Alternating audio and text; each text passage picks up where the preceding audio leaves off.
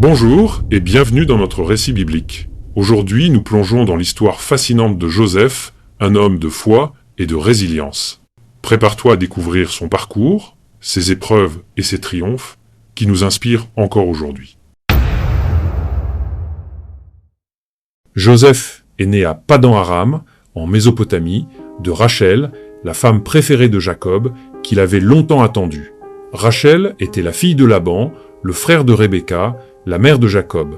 La naissance de Joseph fut un moment de grande joie pour Jacob, qu'il aima tendrement dès le début. Joseph grandit dans la maison de son père, entouré de ses frères, les fils de Jacob et de ses servantes, Bilha et Zilpa. Il avait 11 frères, Ruben, Siméon, Lévi, Juda, Dan, Nephtali, Gad, Asher, Issachar, Zabulon et Benjamin. Mais Joseph était le fils préféré de Jacob, ce qui suscita la jalousie de ses frères. Malgré cela, Joseph était un jeune homme droit et intègre qui aimait Dieu et voulait le servir. Il passait son temps à aider son père et ses frères et à apprendre les traditions et les lois de Dieu.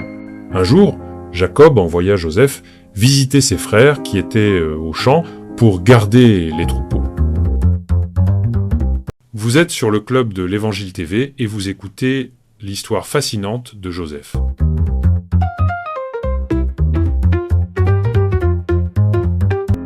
Mais les frères de Joseph étaient jaloux de lui et décidèrent de se débarrasser de lui.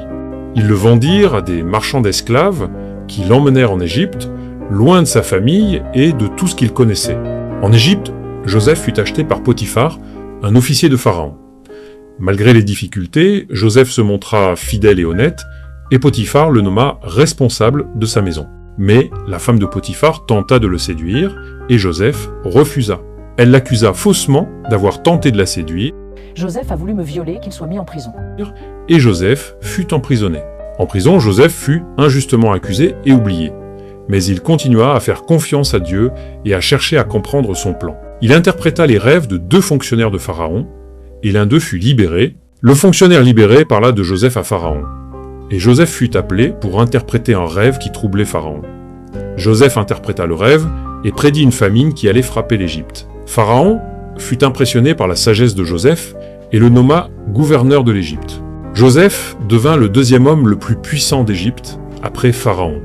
Il prépara l'Égypte pour la famine et devint un sauveur pour son peuple. Il se maria avec Asénath, la fille de Potiphéra, prêtre d'On, et eut 2 fils, Manassé et Éphraïm. La famine frappa la région, et les frères de Joseph vinrent en Égypte pour acheter du grain. Joseph se révéla à eux et leur pardonna. Il invita sa famille à venir vivre en Égypte, et ils furent réunis.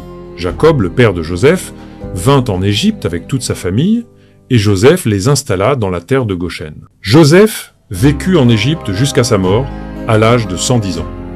Il fit promettre à ses frères de ramener ses os en Canaan, où il serait enterré avec ses pères. Et c'est ainsi que l'histoire de Joseph se termina, mais son héritage continua à vivre dans la mémoire de son peuple. Si cette histoire t'a fait du bien, n'oublie pas de commenter, de liker et de partager à tes amis.